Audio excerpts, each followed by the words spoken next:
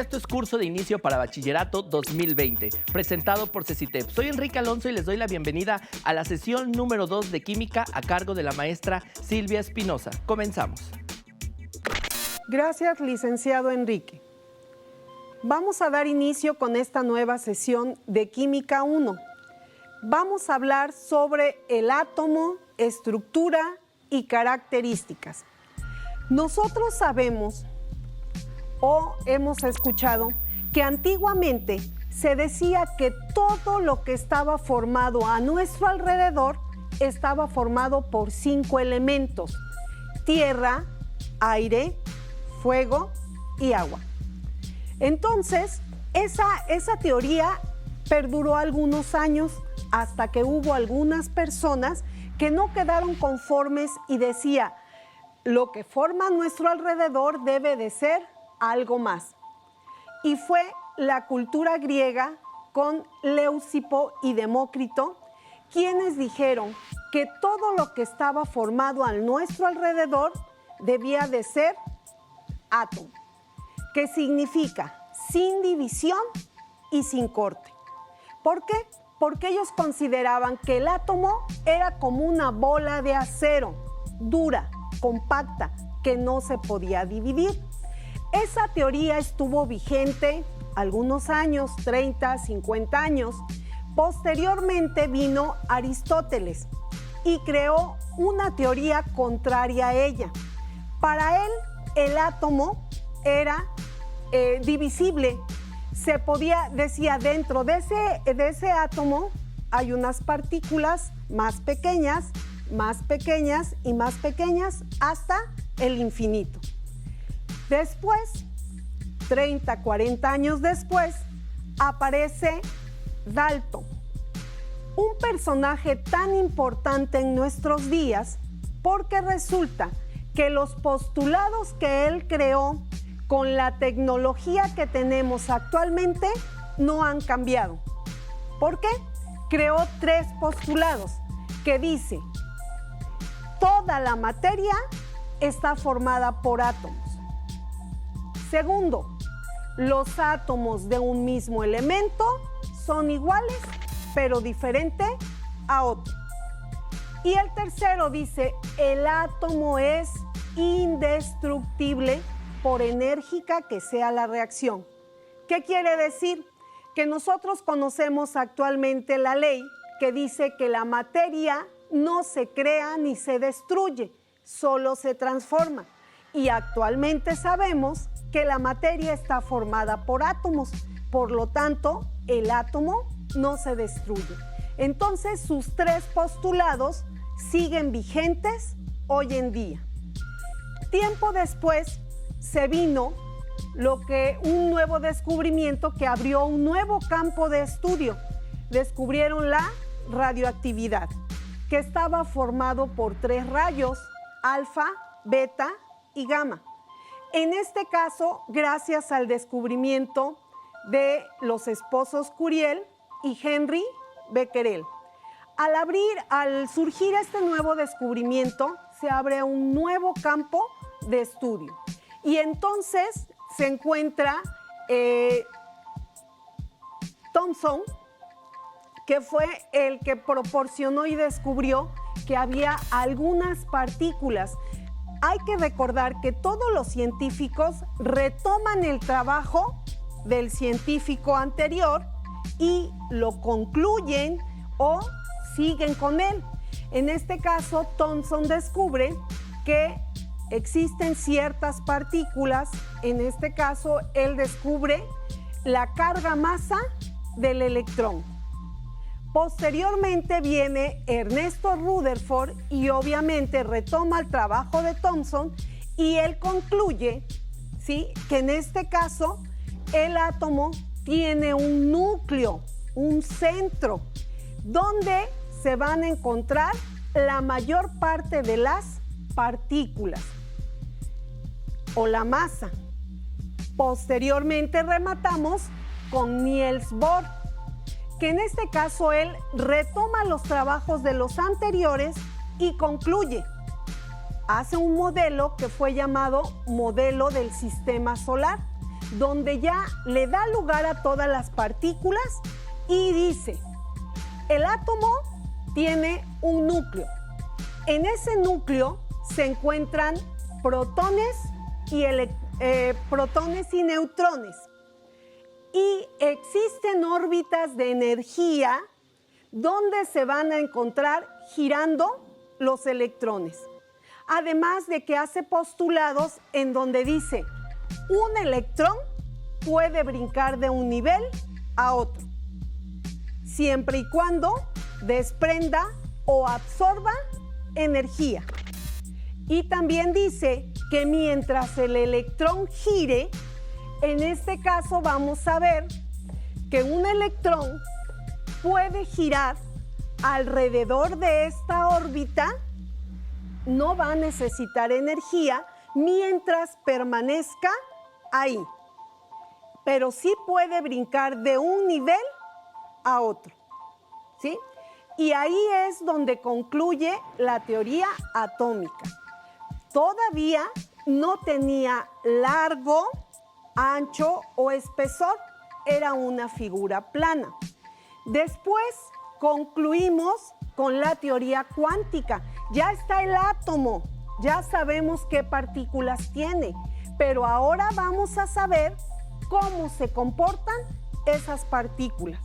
Y se dan cuenta de que obviamente no solo eran órbitas circulares, sino también elípticas, ¿sí? Y actualmente vamos a ver que el modelo actual se le llama cuántico ondulatorio. ¿De quién es actualmente el modelo?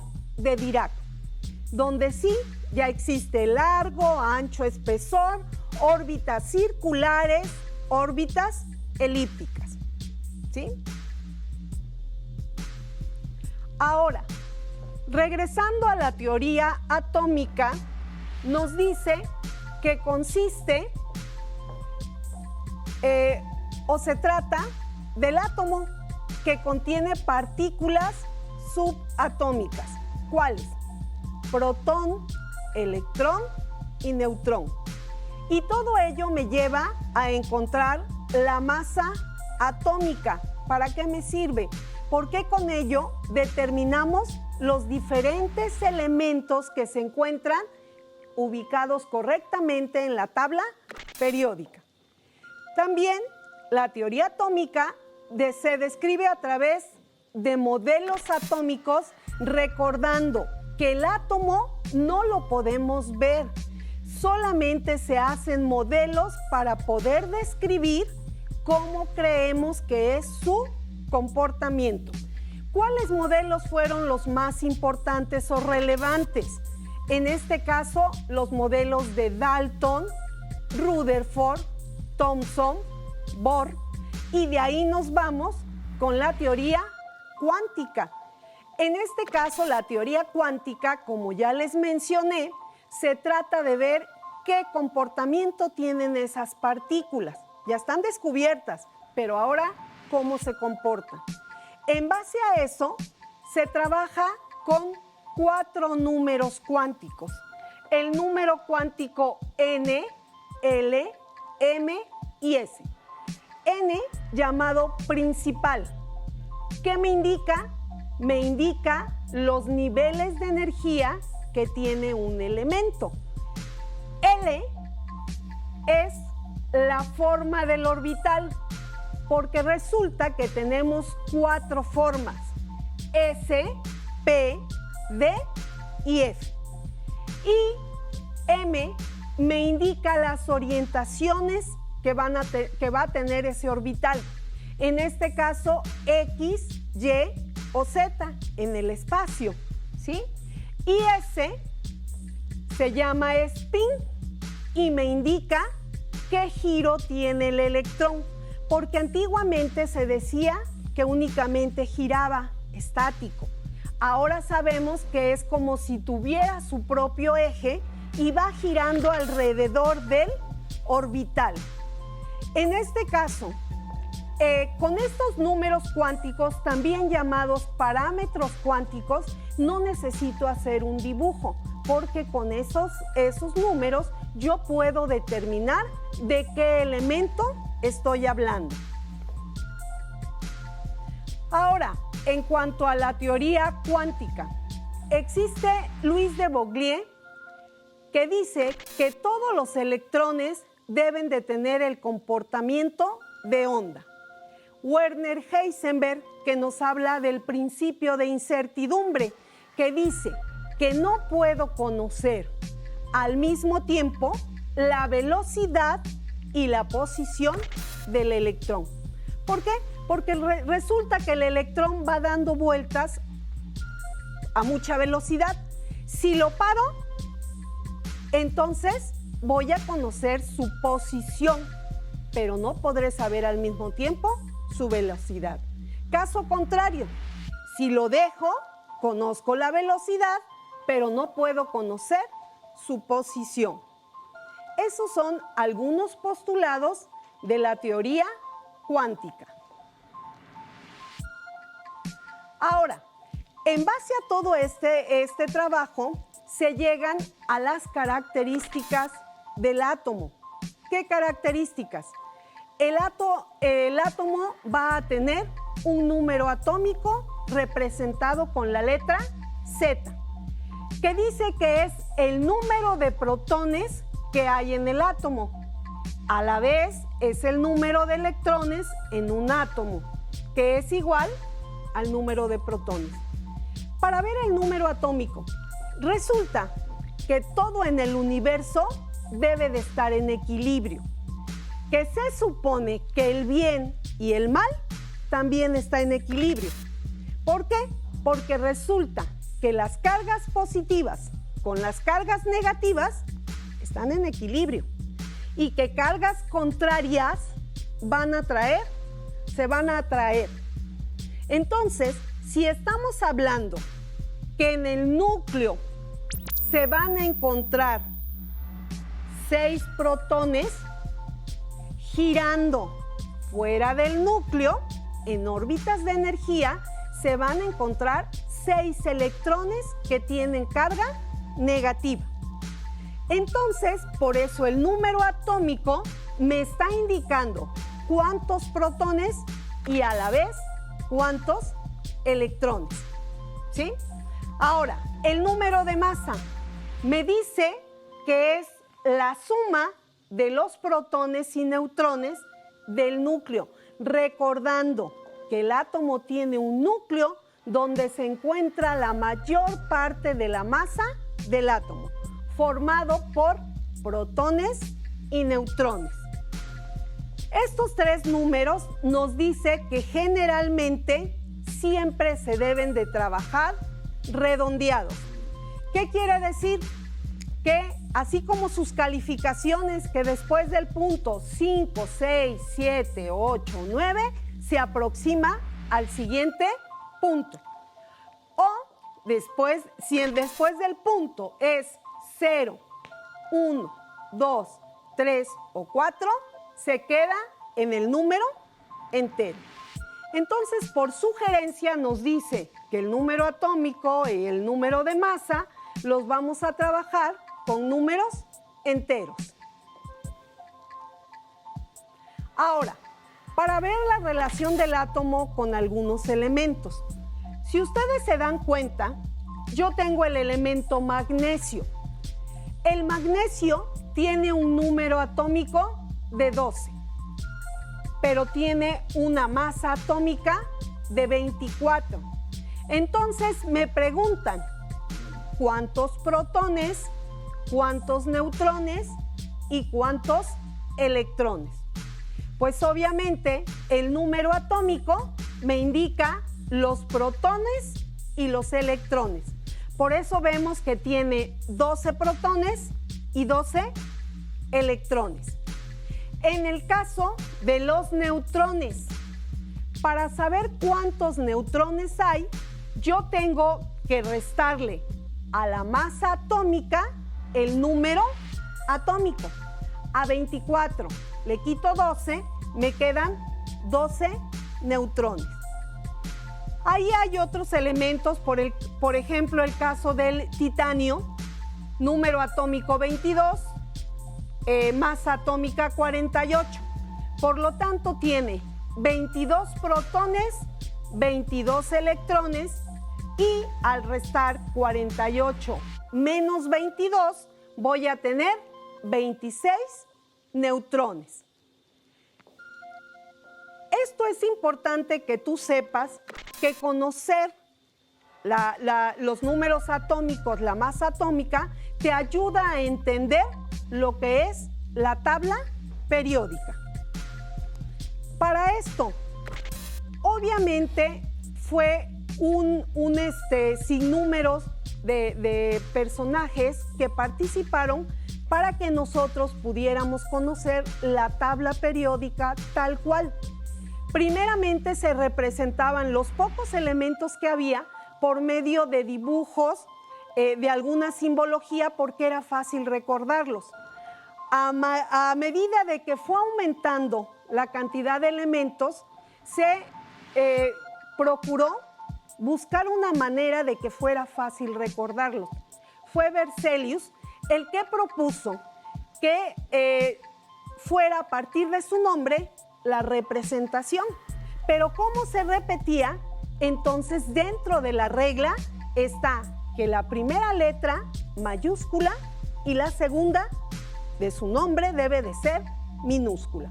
Por eso vemos nosotros símbolos que solo tienen una letra o las dos. Ahora, ¿hay algo que le diga al científico qué nombre debe ponerle?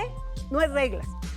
Yo, científico, descubro un elemento y le voy a poner el nombre que quiera. Incluso la ciudad que a mí me guste, el nombre de mi novia, el que quiera.